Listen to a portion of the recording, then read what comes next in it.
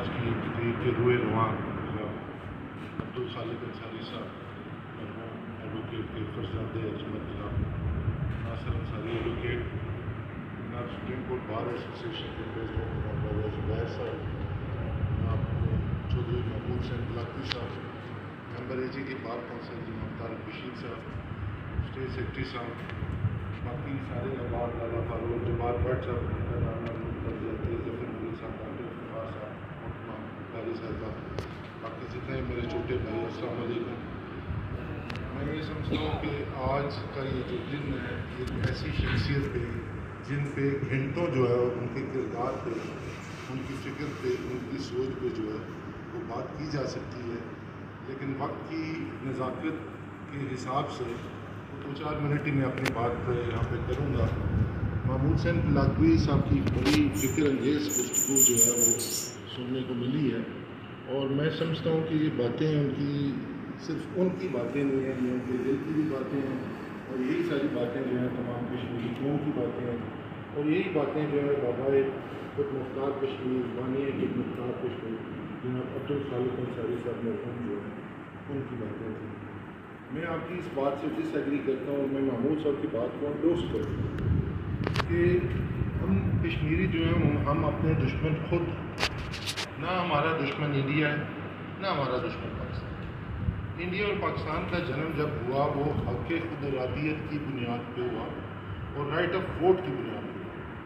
1876 کے اندر جب کانگریس کا جو ہے قیام عمل میں لایا گیا، اور 1906 میں جب مسلم لیگ بنی، تو بنیادی طور پہ انہوں نے ابتدائی طور پہ جب یہ مطالبہ کیا کہ ہمیں جناب جو لوکل ایک سطح کا جو ہے وہ کوئی سیلف رول ٹائپ ایک تھوڑا سا اختیار ہلکا پھلکا جو ہے وہ پارٹیسپیشن لوکل سطح کے الیکشنز کی جو ہے وہ دی جائے، اور اس وقت کوئی بندہ یہ اندازہ بھی نہیں کر سکتا تھا کہ ہندوستان کے اندر کانگریس جو ہے یا مسلم لیگ جو ہے وہ اتنے بڑے ایک امپائر جو ہے، برٹش امپائر جو ہے، اس سے آزادی حاصل کرے گی۔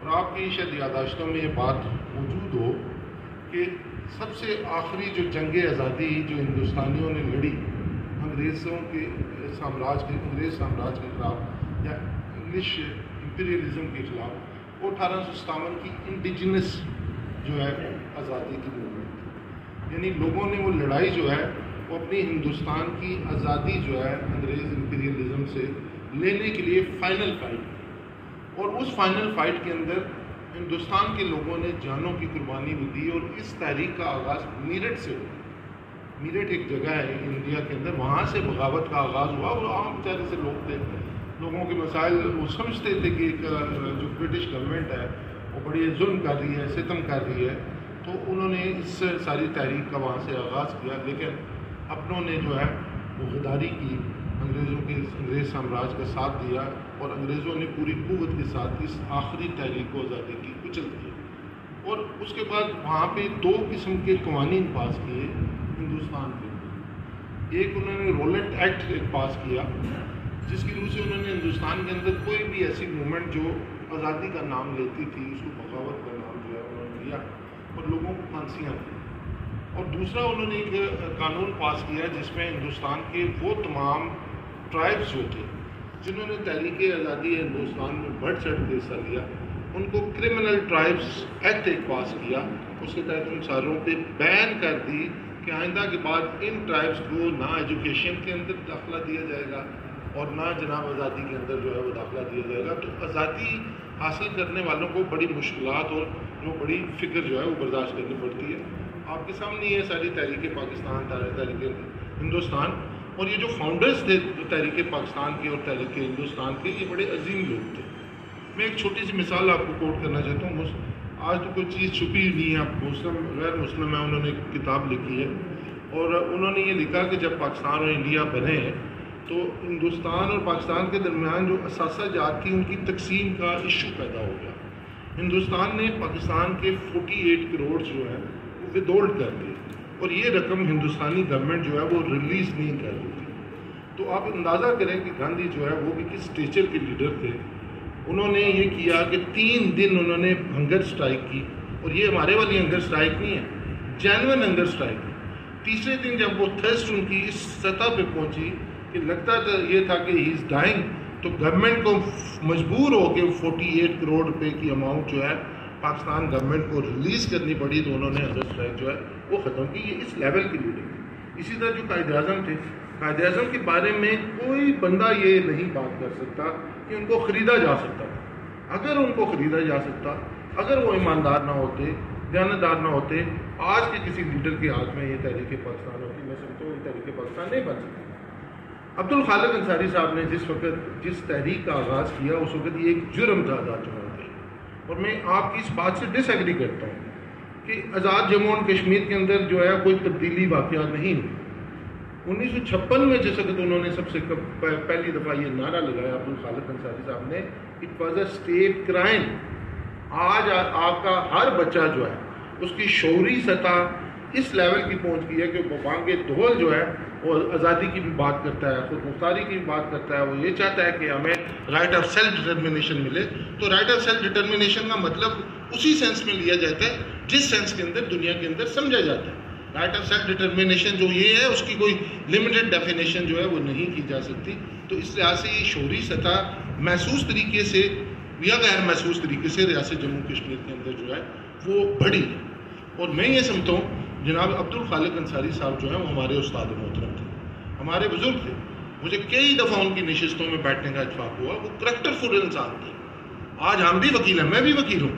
آج میں ایک بات کرتا ہوں، اس بات کا کوئی اثر نہیں ہے، لیکن وہ کریکٹر فل لوگ تھے. اسپاٹ لیس کریکٹر تھا ان کا. لوگوں کو پتا تھا کہ ان کو خریدا نہیں جا سکتا. لوگوں کو یہ پتا تھا کہ یہ جو بات کریں گے یہ اسٹینڈ کریں گے. لوگوں کو یہ پتا تھا کہ یہ جس بھی تھیوری کی بات کر رہے ہیں، جس بھی نظریے کی بات کر رہے ہیں، اس کے پیچھے جو ہے ان کی ایک ڈٹرمنیشن اور ول ہے، اس کو توڑا نہیں جا سکتا. آپ کیا سمجھتے ہیں آج کا دلائی کیمپ یا یہ جو منگلا اس کا مظفر آباد کا شاہی قلعہ ہے، آپ اس کو ویژولائز کریں. آپ امیجن نہیں کر سکتے کہ وہاں پہ جو ہے جو تشدد اور جو ظلم اور ستم جو ہے وہ ان لوگوں پہ روا رکھا گیا. میرے والد بھی وہاں پہ 6 مہینے قید رہے. تو یہ جو اگر آپ ان کی سٹوریز کو نریشن جو ہے ان کی سنیں تو رونگٹے کھڑے ہو جائیں. یہ عبدالجبار بٹ صاحب 93 ایئرس میں اگر یہ سال کے اندر عبدالخالق انصاری صاحب کے اس تعزیتی ریفرنس میں بیٹھے ہوئے ہیں تو یہ شعور کی سطح اس لیول پہ آئی ہے کہ آج ان کی ڈٹرمنیشن جو ہے وہ انہیں اور ان کی تڑپ آزادی کی جو ہے اس سال کے اندر لے کے آئی ہے. میں پریزیڈنٹ بار ہوں، جب مجھے پتا چلا کہ فاؤنڈر جو ہے ہمارے بزرگ جو ہیں عبدالخالق انصاری صاحب اس ریاست کی پہچان ہے. ہم اپنے ان لیڈرز کو مانیں یا نہ مانیں، دنیا مانتی ہے. مجھے ایک دفعہ اتفاق ہوا مظفر آباد کے اندر منسٹر تھے، انہوں نے صرف 2 بندوں کا میرپور کے اندر پوچھا. اذان ہو رہی ہے، میرا خیال ہے 1-2 منٹ ویٹ کریں. مختصر بات کروں گا، باقی فرصت بھی نہیں ہے کہ سارے ٹاپک کو یہاں پہ کنکلوڈ کیا جا سکے. میں یہ سمجھتا ہوں، میں ذکر کر رہا تھا کہ مظفر آباد جانے کا اتفاق ہوا، پیپلز پارٹی کا دور تھا. ایک منسٹر بڑے منہ زور قسم کے منسٹر تھے، ان سے ملاقات ہوئی. انہوں نے میرپور کے اندر صرف 2 بندوں کو پوچھا، ایک جناب عبدالخالق انصاری صاحب اور ایک جسٹس عبدالمجید ملک صاحب. اور مجھے آج بھی یاد ہے ان کے الفاظ. انہوں نے کہا میں میرپور میں آؤں گا، میں عبدالخالق انصاری صاحب ہمارے استاد ہیں، استاد محترم ہیں، میں سب سے پہلے جاؤں گا تو میں ان کے گھر میں حاضر ہوں. بڑے منہ زور قسم کے منسٹر ہیں. تو یہ کریڈٹ ہے، یہ وہ اسٹیچر ہے جو کسی بندے جو کریکٹر جو ہے یہ آپ کو ملتا ہے.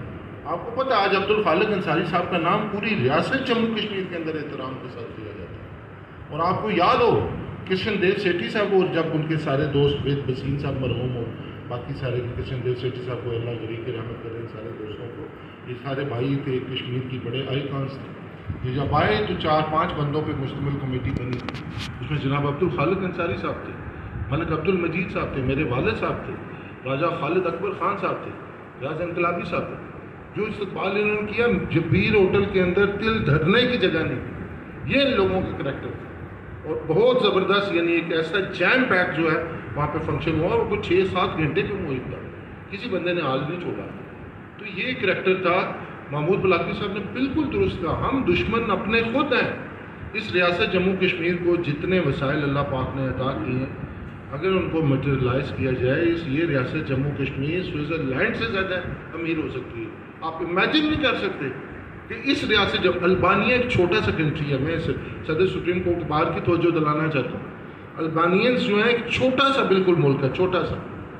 ایک چیز سے وہ زر مبادلہ کما رہے ہیں، اور وہ ہربز ہیں دنیا میں سب سے بڑی جو ایکسپورٹ کرتے ہیں ہربل جو ہے میڈیسنز جو ہیں ہربز جو ہیں جن سے یہ جڑی بوٹیاں جو ہیں جن سے یہ ہمارے بکروال نہیں ہیں جن کی 150 سال عمریں ہیں ان سے اگر آپ پوچھیں تو جڑی بوٹیوں کا کہوا پیتے ہیں چائے پیتے ہیں. تو ہربز کے اندر دنیا کا نمبر 1 ایکسپورٹر ہے البانی سارا فارن ایکسچینج وہاں سے کماتے ہیں. اس ریاست جموں کشمیر کے اندر اللہ نے ملٹیپل قسم کی ایسی ہربز جو ہے وہ عنایت کی ہیں کہ آپ امیجن نہیں کر سکتے. اور یہ ریاست جموں کشمیر جو ہے وہ غریب اور اس کا بندہ مارا جائے. تو میں یہ سمجھتا ہوں کہ اس لحاظ سے ریاست جموں کشمیر کے اندر یہ جو عبدالخالق انصاری صاحب کا جو نام ہے یا ایک جو ان کی ایک شخصیت ہے اس کو کوئی داغدار نہیں کر سکتا. اور میں آخر میں ایک شعر کے ساتھ اختتام کرنا چاہتا ہوں اپنی بات کا کہ نہ تھی جب حال پہ نظر دیکھتے رہے دوسروں کے عیب و ہنر. نہ تھی جب حال پہ نظر دیکھتے رہے دوسروں کے عیب و ہنر. پڑی جب اپنی برائیوں پہ نظر تو نظر پہ کوئی برا نہ رہا. پروفیسر صغیر آصفی صاحب مجھے یہاں پہ نظر آئے تھے. مجھے پتہ چلا کہ ان کے بچے آج کل کوئی کہیں میرا خیال ہے وہ کسی انکوائری